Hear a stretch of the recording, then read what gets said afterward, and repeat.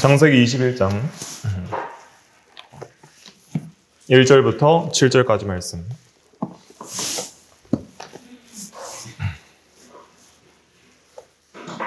다 찾으셨으면 의미를 생각하면서 같이 읽도록 하겠습니다. 시작. 여호와께서 말씀하신 대로 사라를 돌보셨고 여호와께서 말씀하신 대로 사라에게 행하셨으므로 사라가 임신하고 하나님이 말씀하신 시기가 되어 노년에 아브라함에게 아들을 낳으니 아브라함이 그에게 태어난 아들 곧 사라가 자기에게 낳은 아들을 이름하여 이삭이라 하였고 그 아들 이삭이 난 지 8일 만에 그가 하나님이 명령하신 대로 할례를 행하였더라. 아브라함이 그의 아들 이삭이 그에게 태어날 때에 100세라. 사라가 이르되 하나님이 나를 웃게 하시니 듣는 자가 다 나와 함께 웃으리로다. 또 이르되 사라가 자식들을 젖먹이겠다고 누가 아브라함에게 말하였으리요마는 아브라함의 노경에 내가 아들을 낳았도다 하니라. 아멘. 이 시간 아브라함 언약 17번째 시간으로서 이삭의 출생이라는 제목으로 하나님의 말씀을 증거하겠습니다. 먼저 1절에 보면 여호와께서 말씀하신 대로 사라를 돌보셨고 여호와께서 말씀하신 대로 사라에게 행하셨으므로 그랬습니다. 말씀대로 이루시는 하나님이십니다.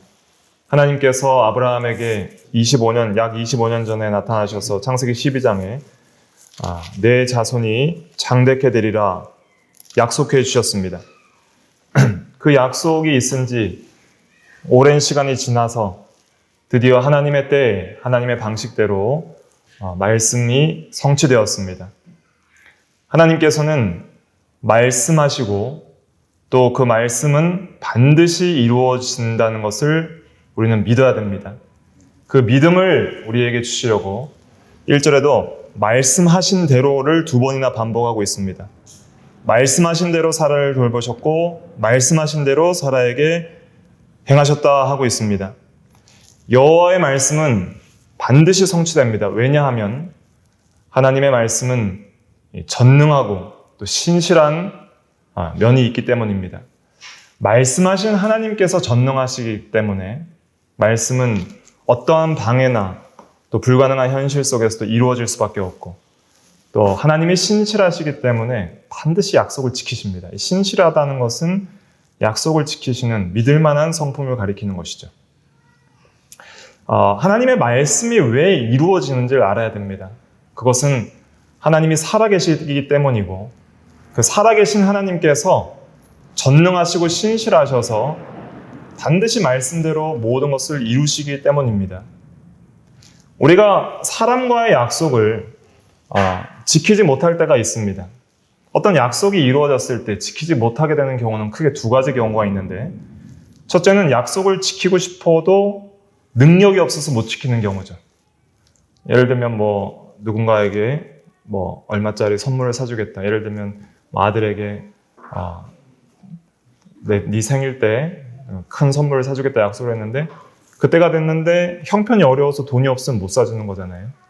지킬 능력이 없으면 못 하는 거예요. 그러나 하나님은 전능하시기 때문에 어떤 방해 세력이나 또 불가능해 보이는 현실 속에서도 전능하신 능력으로 그 약속을 성취할 수 있다는 것을 우리는 믿어야 하는 것이죠. 이 하나님의 전능성을 믿는 것이 굉장히 중요합니다. 전능하신 하나님께서 그 말씀대로 반드시 이루실 것을 믿을 때에 우리는 변함없는 신앙으로 나아갈 수 있게 되는 것입니다. 또 못 지키게 되는 경우는 지킬 능력이 있어도 마음이 바뀌면 못 지키는 거예요. 신실하지 못하고 마음이 바뀌면은 약속이 이루어지지 않는 것이죠. 그러나 하나님은 그런 분이 아닙니다. 하나님은 항상 변하지 아니하시고 신실하셔서 어제나 오늘이나 영원토록 동일하시고 말씀하신 대로 이루시는 하나님이십니다. 그래서 이 하나님의 말씀대로 이루어진다는 믿음은 어디에서 나오냐면 하나님이 누구신지를 아는 데서 나옵니다. 하나님이 말씀하셨다면 그 말씀하신 하나님이 전능하시고 신실하시기 때문에 반드시 이루어진다 하는 믿음이 있어야 하는 것이죠.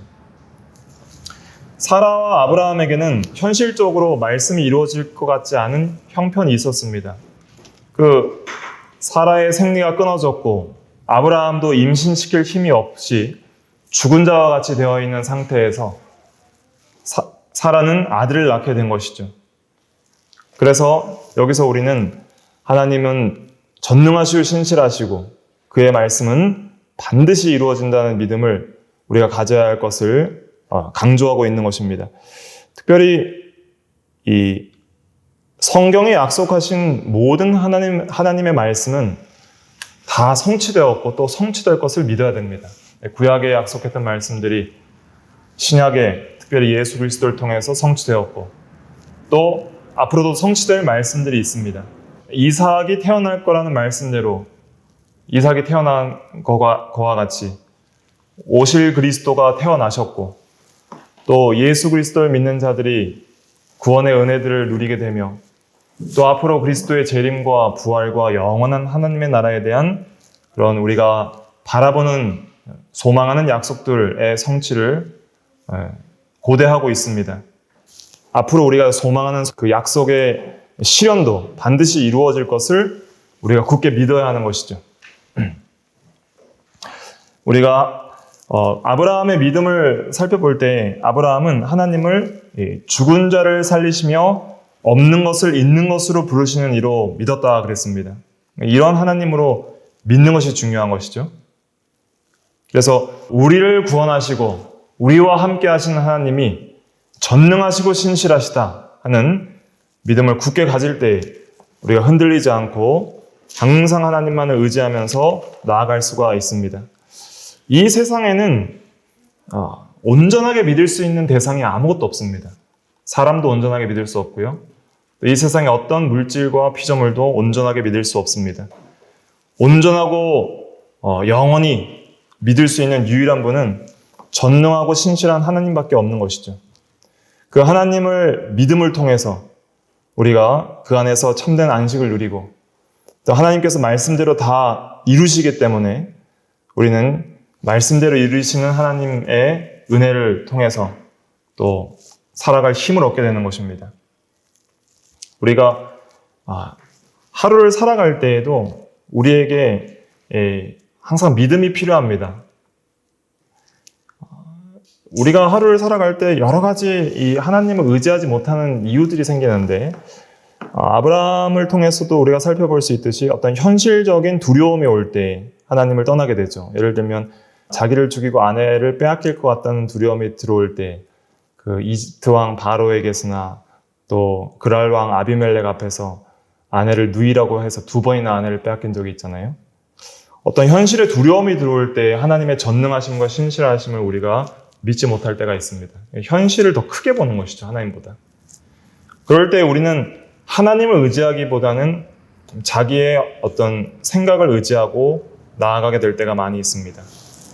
또 자기의 능력과 상태가 너무 연약하다고 생각할 때 하나님이 못하실 거라 생각하는 것이죠. 나 같은 상태는 하나님의 능력도 변화시킬 수 없다. 임신할 수 없는 상태에 있는 사라에게는 아들을 주시겠다는 하나님의 말씀도 믿을 수 없는 그러한 불신앙을 일으키게 되는 것이죠. 그래서 우리가 오늘날 이런 인간적인 생각과 어떤 현실적인 두려움과 또 현실의 어떤 불가능해 보이는 형편을 바라볼 때 하나님의 살아계심과 그의 말씀의 전능성과 신실하심을 의심하고 나아갈 때가 많이 있습니다. 그럴 때라도 우리는 이 성경에 게시된 진리 안에서 믿음을 굳게 가져야 됩니다. 역사적인 사실이거든요. 실제로 역사적으로 하나님께서 죽은 태에서 생명을 탄생시켰어요.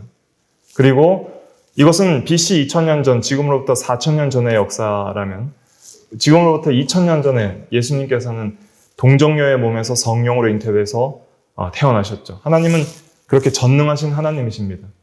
그 하나님께서 오늘날 예수 그리스도를 믿는 모든 성도들과 함께 계시는 거예요. 오늘날 우리가 하루를 살아갈 때에도 하나님을 믿으며 살아가야 됩니다. 우리의 모든 생사화복을 하나님께 맡겨야 됩니다. 건강의 문제, 자녀의 문제, 직업의 문제, 오늘 하루를 사는 모든 문제가 하나님께 달려있다는 것을 믿어야 됩니다. 오늘 하루를 살아가는 모든 것도 하나님의 말씀대로 이루어지고 있습니다. 하나님께서 모든 것을 그 전능하신 말씀으로 붙드시기 때문에 이루어지는 것입니다.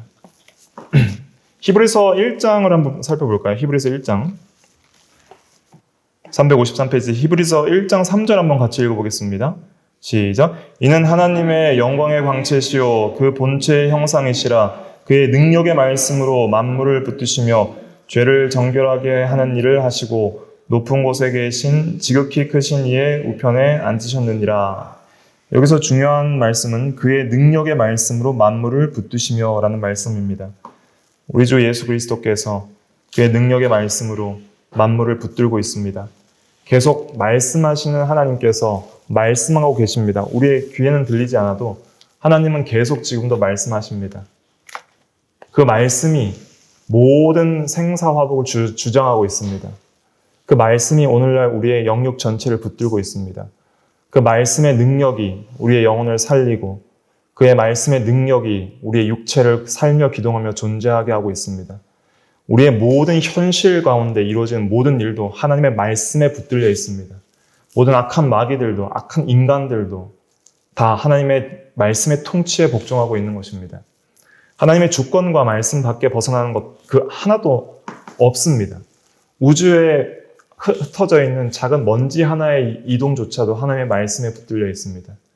그러므로 우리는 하나님의 말씀을 의지하면서 살아야 됩니다. 우리에게 향하신 뜻 우리가 다 알지 못해도 성경에 계시된 하나님의 말씀대로 믿고 모든 생사화복이 하나님께 달려있는 줄 알고 그 하나님만을 의지하며 살아갈 때에 우리를 향하신 하나님의 뜻이 다 이루어지는 것이죠.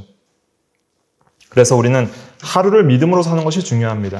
항상 말씀대로 이루시는 하나님을 믿고 우리가 말씀대로 믿음으로 살아가는 것이 그것이 성도의 본분이고 바른 신앙생활이죠. 어차피 인생은 우리 마음대로 되지 않습니다. 하나님의 뜻대로 이루어집니다. 사람이 마음으로 자기의 길을 계획할지라도 그 걸음을 인도하시는 이는 여호와시라 그랬습니다.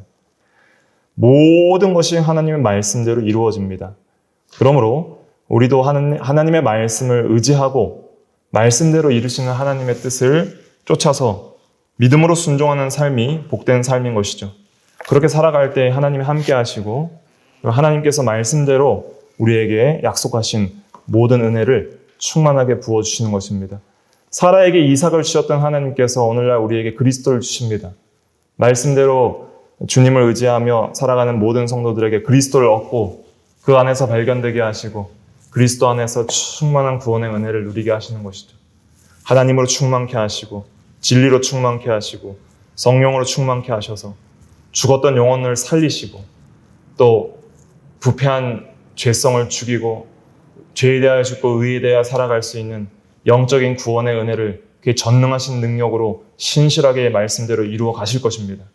일단 우리의 모든 육신적인 문제들도 하나님의 말씀대로 이루어집니다. 하나님께 기도하세요. 어려운 일들 말씀대로 이루어질 걸 믿고 기도하는 거예요. 하나님의 뜻대로 이루어질 걸 믿고 기도하는 거예요. 하나님의 뜻이면 반드시 이루어질 것입니다. 하나님의 뜻이 아니더라도 그 선하신 뜻에 복종할 수 있는 믿음을 주실 것입니다. 그래서 항상 말씀을 붙들고 살아가는 것이 그게 진짜 신앙입니다. 그 말씀을 붙든다는 것은 말씀하신 하나님을 붙든다는 뜻입니다. 하나님의 말씀을 믿는 것과 하나님을 믿는 것은 같이 갑니다. 하나님의 말씀을 믿을 수 있는 근거는 하나님의 성품에 달려 있습니다. 말씀하신 분이 누군지를 믿는 것이죠. 나에게 말씀하신 이는 전능하신 하나님이요 신실하신 하나님이시다. 그 하나님의 성품을 바로 알아갈 때 인격적인 믿음이 생깁니다. 여호와 하나님에 대한 인격적인 신실한 믿음, 그 분을 의지하는 거예요. 그 분, 말씀하신 그 하나님을 의지하는 것이 그 신앙이 하나님의 말씀을 의지하는 신앙으로 가는 것이죠. 예수를 믿고 하나님을 알아갈수록 하나님이 어떤 분이신지 점점 알아가게 될 것입니다.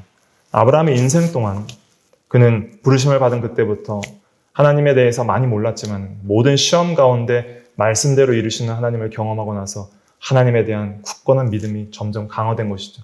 우리에게도 그런 것이 필요한 것입니다. 이 언약, 이 신학을 배우면서 하나님의 언약의 말씀이 하나님의 뜻대로 이루어진다는 것을 보면서 하나님이 어떤 분이신지를 알게 되는 거예요.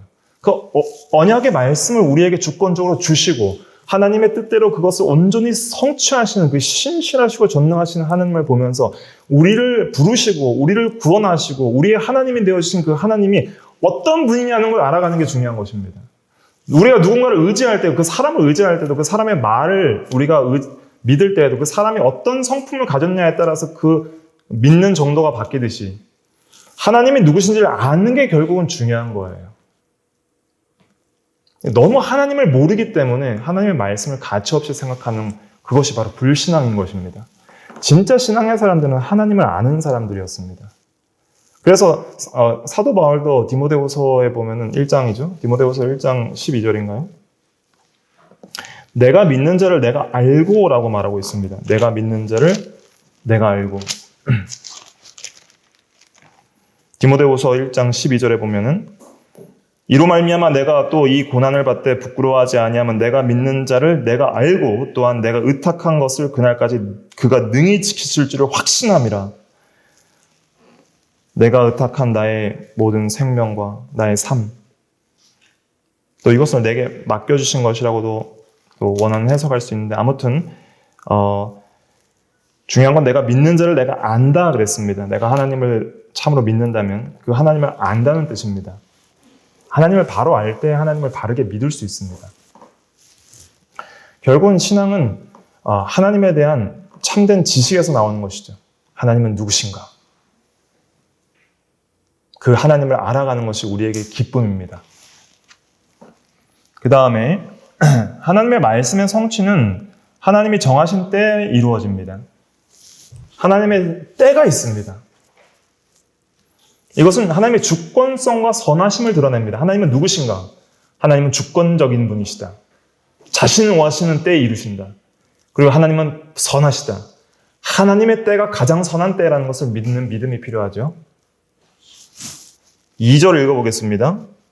시작. 사라가 임신하고 하나님이 말씀하신 시기가 되어 노년의 아브라함에게 아들을 낳으니 하나님이 말씀하신 시기라고 말하고 있습니다. 때를 정확하게 말하고 있죠.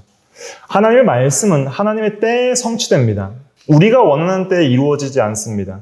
정확하게 하나님이 정하신 때에 하나님의 뜻대로 말씀은 이루어집니다. 그 때가 가장 선한 때입니다. 하나님의 선하심을 믿으십시오. 하나님이 가장 좋다고 여기실 그때가 가장 선한 때이고 그때 하나님의 말씀이 이루어집니다. 그런데 우리 인간들은 너무 조급해요. 서둘러요. 왜 빨리 이루어지지 않는가? 자기가 원하는 때가 있습니다. 사람은 안달나며 조바심을 내며 서두릅니다. 그래서 하갈을 취하 이스마엘을 낳았죠. 왜 빨리 하나님이 아들을 주시지 않을까? 늙고 이제 나이가 들어서 더 이상 아들을 낳을 수 없을 때가 다가오고 있는데 왜 하나님은 침묵하시는가? 우리는 우리가 원하는 때가 선하다고 생각합니다. 뭔가 빨리 뭔가 이루어지기를 원합니다. 그러나 하나님은 때로는 빨리 이루실 때도 있습니다. 급하게 기도를 들어주실 때도 있습니다. 그러나 우리의 기도의 응답이 지연되거나 우리를 약속하신 말씀을 믿고 사는 사람들에게 그 약속의 말씀의 성취가 더뎌지는 것 같이 느껴질 때도 있습니다. 그럴 때 우리는 하나님의 선하심을 의심하게 됩니다. 하나님은 과연 나에게 선하신 분인가? 그러나 그것은 우리를 향한 하나님의 시험이죠. 참된 믿음을 드러내고 하나님의 선하심을 끝까지 인내하면서 믿을 수 있는지를 보시는 것입니다. 하나님은 가장 선하신 때에 하나님의 주권대로 자신의 말씀을 이루십니다. 가장 선한 때에 하나님의 뜻대로 우리를 향한 뜻을 이루어 주십니다. 우리의 기도를 응답해 주십니다. 때로는 하나님의 말씀의 성취가 더뎌지거나 우리의 기도의 응답이 더뎌질 때 여러분들은 절대 하나님의 선하심을 의심해서는 안 됩니다. 하나님은 가장 선하신 분이기 때문에 모든 만물에게 가장 선하게 역사하십니다. 마귀들을 통치하고 벌하시는 것도 선하십니다. 우리 모든 죄인들을 구원하시는 하나님은 선하십니다. 악인들을 끝까지 참고 인내하시는 것도 선하십니다. 우리에게 필요한 것들을 선하신 뜻대로 주십니다. 때론 고난도, 시험도 선하신 뜻대로 주십니다. 다 선이에요. 하나님은 전부 선하신 뜻대로 우리에게 주십니다. 때로는 징계도 선하신 뜻대로 우리에게 주십니다. 우리에게 필요하고 그것이 합력하여 선이 되기 때문에 주시는 것입니다. 어떤 원망도 불평도 해서는 안 됩니다. 하나님은 그렇게 전능하시고 주권적이시며 선하신 분이십니다. 하나님의 성품이 어떤지를 알 때 우리는 믿음이 흔들리지 않습니다. 왜 많은 사람들의 믿음이 흔들리고 하나님을 떠나고 하나님을 버리고 하나님에 대해서 원망하냐면 하나님의 선하심을 모르기 때문입니다. 그분이 얼마나 선하신지, 그분이 얼마나 완벽하신지 완전한 때에 이루시는 겁니다. 믿음은 인내가 있습니다. 참고 기다리는 거예요. 믿음에게는 인내가 필요합니다. 그래서 이사야 28장 16절에 보면은 한번 읽어볼까요? 시작. 그러므로 주 여호와께서 이와 같이 이르시되 보라 내가 한 돌을 시온에 두어 기초를 삼았노니 곧 시험한 돌이요 귀하고 견고한 기초돌이라 그것을 믿는 이는 다급하게 되지 아니하리로다. 이 기초돌은 궁극적으로 예수 그리스도를 가리킵니다. 성전의 모퉁이돌 대신 예수 그리스도를 가리키죠. 그 하나님과 주 예수 그리스도를 믿는 이는 다급하게 되지 아니하리로다 하고 있습니다. 여기서 다급하다라는 히브리어 원어는 후쉬인데 그것은 서두르다, 재촉하다라는 뜻이 있습니다. 믿는 자는 서두르거나 재촉하지 않습니다. 믿는 자는 모든 걸 맡겨버립니다. 그게 진짜 믿음입니다. 하나님의 뜻에 맡깁니다. 내일 일은 난 몰라요. 하루하루 살아요. 라는 유명한 복음성가가 있잖아요. 요행이나 불행도 내 뜻대로 안 돼요. 아버지와 날 붙드사 형통한 길 주시옵소서라는 그런 찬양이 있듯이 모든 삶을 맡기는 것이죠. 하나님의 뜻대로 이루어지이다. 하나님의 때, 하나님의 방법대로 가장 선한 방법대로 이루어질 것입니다. 내일의 걱정과 염려, 내일은 내일이 염려할 거라 그랬습니다. 한날의 괴로움은 그날의 족하니라. 내일도 하나님께 맡기는 것입니다. 우리의 장래 일도 하나님께 맡기는 것입니다. 어차피 내일은 우리의 것이 아닙니다. 우리는 계획을 세울 수 있습니다. 미래에 대한 소망도 가질 수 있습니다. 그러나 그것은 우리의 뜻대로, 우리의 힘으로 이루어질 수 있는 것이 아니라는 것이죠. 하나님의 말씀대로, 하나님의 정하신 때에, 하나님의 방법대로 모든 것이 이루어지고 있습니다. 그것이 하나님의 주권신앙입니다. 그렇다면 우리는 어떻게 살아야 됩니까? 하나님께 모든 걸 맡기십시오. 나의 개인의 인생의 문제, 우리 가정의 문제, 교회의 문제까지도. 교회에도 많은 일꾼들과 믿음의 사람들이 필요합니다. 또 전도의 대상자들이 있습니다. 가족들을 전도해야 됩니다. 그들의 믿음과 또 그들의 구원의 문제까지 하나님께 맡기십시오. 자신의 개인의 모든 생사화복의 문제 하나님께 맡기십시오. 그리고 기다리십시오.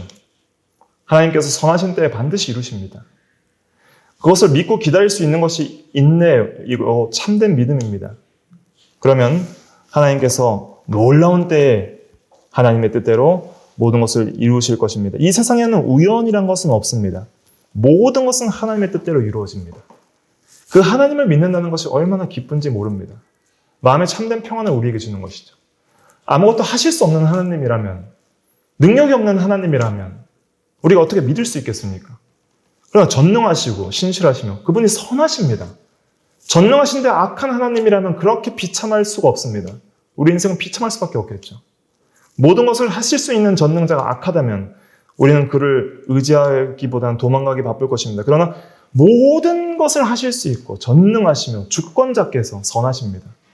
그 선하신 그분께서 우리를 먼저 선택하시고 우리를 부르시고 우리를 구원하시고 우리의 하나님이 되어주겠다고 언약하시고 약속하셔서 은혜 언약 안에서 우리는 하나님의 자녀와 백성이 되었습니다.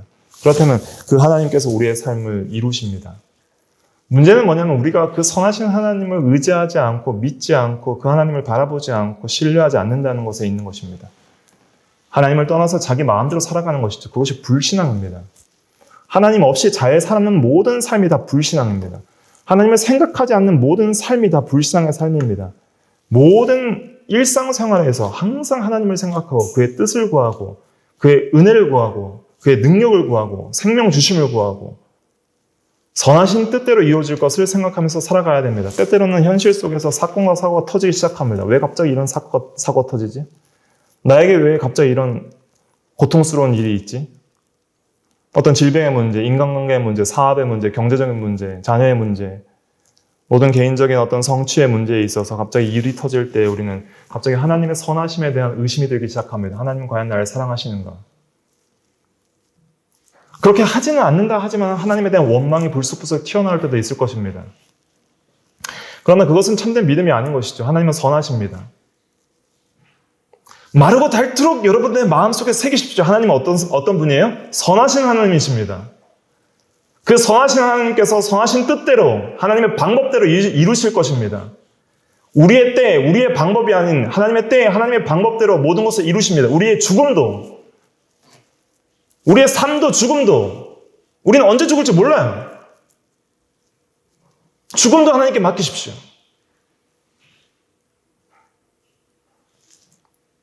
아버지 내 영혼을 받으소서. 그러한 기도를 드릴 그때까지 우리의 모든 인생을 맡기고 하루를 사는 겁니다. 우리는 하루를 사는 거예요. 하루를 믿음으로 사십시오. 하루를 하나님께 맡기고 하루를 선하신 하나님을 의지하며 믿음으로 살 때 그때 성도의 참된 평강이 임할 것입니다. 놀라운 평강이 임합니다. 장래의 걱정으로 우리의 마음을 괴롭게 하지 않을 수 있습니다. 모든 생사화복이 하나님께 있는데 그 하나님이 나의 하나님이라는 그 믿음이 삶과 죽음을 초월하는 평안을 주는 것이죠. 놀라운 은혜입니다. 하나님을 믿는 이 복이 얼마나 은혜인지 모릅니다. 어떤 세상의 가치도 바꿀 수 없는 그 참된 하늘의 평강이 우리 마음속에 깊이 임합니다. 그 하나님을 의지할 때 우리는 참된 행복과 기쁨이 속에서부터 우러나오는 것이죠. 모든 의심과 모든 인생의 시험이 다 웃음으로 바뀝니다. 사라가 웃었잖아요. 전부 웃음으로 바뀝니다. 참된 영적인 평안이 있는 것이죠. 숨은 기쁨이 나오는 것이죠. 그래서 하나님의 선하심을 절대 의심하지 말아야 된다. 사라나 아브라함이 그런 것들을 의심했기 때문에 불신앙으로 나아갔던 것이죠. 이삭이 태어났을 때 즉시 아브라함과 사라는 말씀대로 순종하였습니다. 3절과 4절 한번 읽어볼까요? 오늘 본문 3절 4절 시작. 아브라함이 그에게 태어난 아들 곧 사라가 자기에게 낳은 아들을 이름하여 이삭이라 하였고 그 아들 이삭이 난 지 8일 만에 그가 하나님이 명령하신 대로 할 일을 행하였더라. 네. 하나님께서 아들이 태어나면 이삭이라고 이름을 지으라 말씀해 주셨습니다. 창세기 17장 19절에 내 아내 사라가 내게 아들을 낳으리니 너는 그 이름을 이삭이라 하라. 이 명령대로 순종해서 아들을 이삭이라 이름을 지었습니다. 이삭은 그가 웃는다라는 뜻이고 간단하게 웃음이란 뜻입니다. 그 다음에 하나님께서 창세기 17장에 명령한 할례의 명령을 따라 하나님이 명하신 대로 난 지 8일 만에 할례를 행하였습니다. 하나님의 약속의 성취를 볼 때 우리는 참된 믿음으로 순종할 수 있는 자원하는 마음이 생깁니다. 우리가 복음을 믿고 하나님의 말씀을 믿을 때 그 믿는 자에게 하나님께서 반드시 말씀대로 은혜를 주십니다. 그리고 믿음은 바라는 것들의 실상이요 보지 못하는 것들의 증거이기 때문에 반드시 믿는 자에게는 증거가 나타나게 되어 있습니다. 믿는 증거가 생겨요. 현실적으로, 실제적으로, 현재적으로 하나님이 함께 하시는 은혜들을 경험하게 됩니다. 생명의 은혜들을 경험하게 됩니다. 죽은 자와 같은 몸에서 하나님의 생명이 살아 역사함을 경험하게 됩니다. 그리스도 안에서 그리스도의 생명 주심을 경험하게 됩니다. 하나님을 사랑하고 죄와 사망과 마귀를 이길 수 있는 힘과 현실의 모든 시험의 문제를 이길 수 있는 내적인 원동력, 사랑의 힘, 생명의 힘. 생명의 힘은 사랑의 힘인 동시에 이 영적 생명은 하나님을 사랑하는 힘인 동시에 모든 생명은 살아있게 하는 힘 그 자체입니다.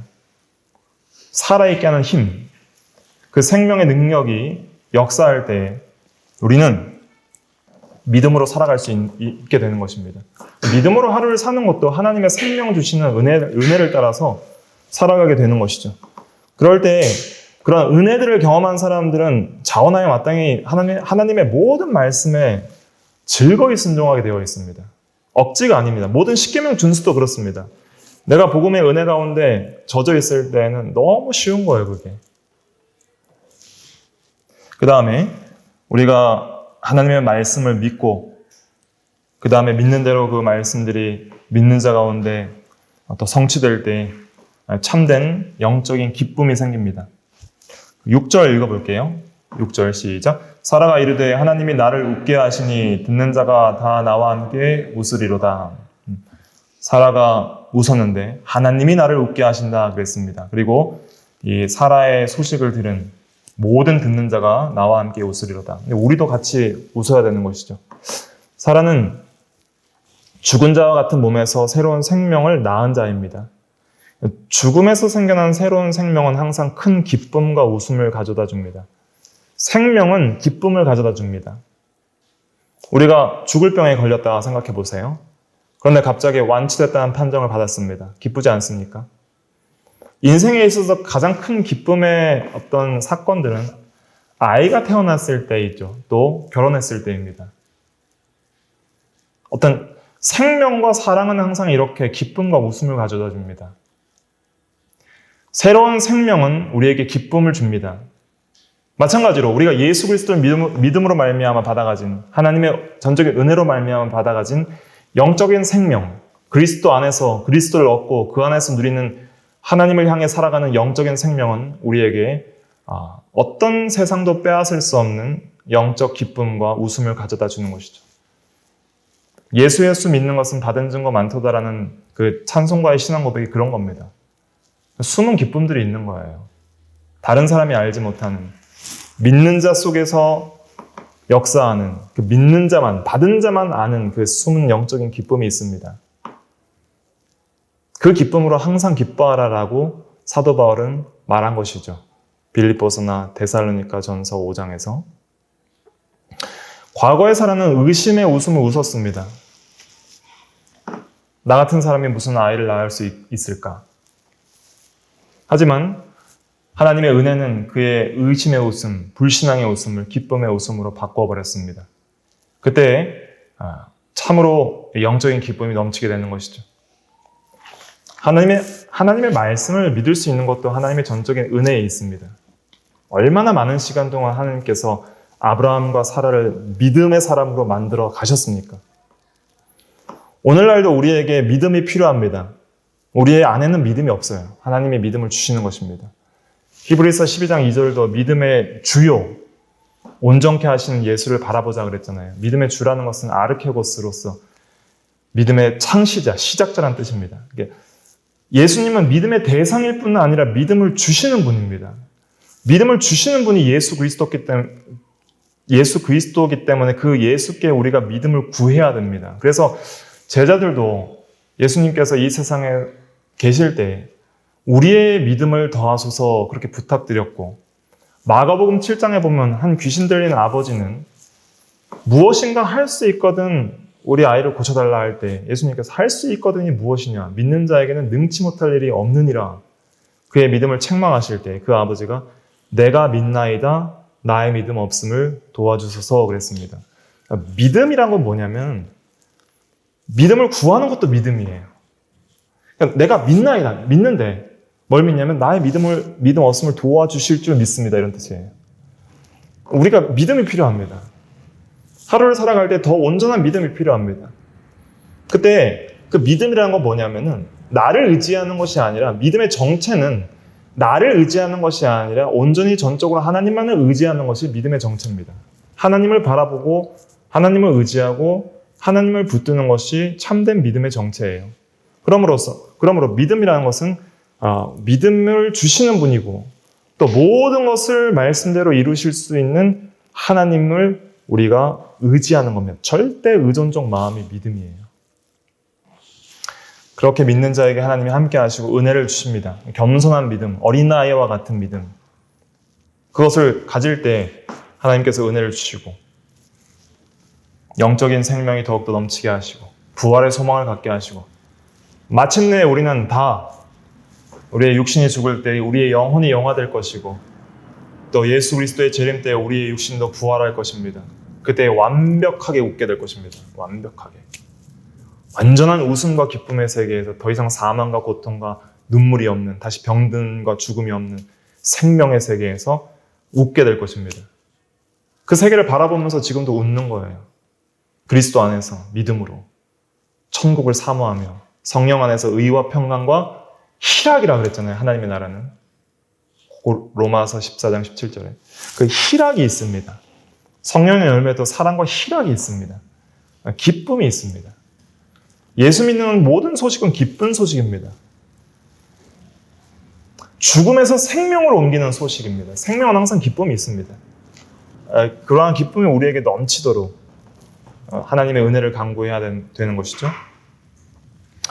그 다음에 7절 한번 읽어볼게요. 7절 시작. 또 이르되 사라가 자식들을 젖먹이겠다고 누가 아브라함에게 말하였으리오마는 아브라함의 노경에 내가 아들을 낳았도다 하니라. 네.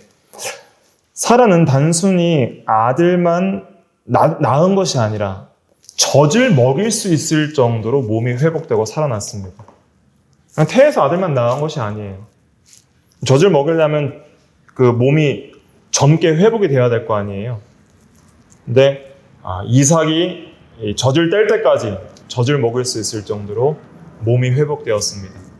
아브라함도 아이를 생산할 수 없는 죽은 몸이 되었지만은 아브라함도 몸이 회복되어서 사라가 죽은 후에도 그두라라는 후처를 취하여서 아이를 6명이나 더 낳게 될 정도로 젊어졌습니다. 창세기 25장 1절과 2절에 나옵니다. 이것은 무엇을 상징하냐면 하나님의 이 구원의 은혜는 이렇게 완전한 회복을 가져다 준다는 것을 상징합니다. 적당한 회복이 아니에요. 하나님의 은혜 언약에 약속된 이 복음을 믿음으로 구원받은 성도들은 영적으로는 영원한 생명을 얻습니다. 이 완전한 회복이에요, 영생은. 영생의 정체는 다시는 타락할 수 없는 하나님과의 영원한 교제를 가리키는 것이죠. 아담은 타락할 수 있었고 타락했습니다. 그러나 예수 그리스도 안에서 제2 아담 대신 예수님의 성취를 믿음으로 우리가 그 예수님 안에서 모든 구원의 은혜를 값없이 받는 자에게는 영원한 생명이 주어집니다. 절대 타락하지 않는. 다시는 끊어질 수 없는 하나님과의 영원하고 지속적인 교제를 가지게 되는 것이죠. 완전한 회복이 이루어집니다.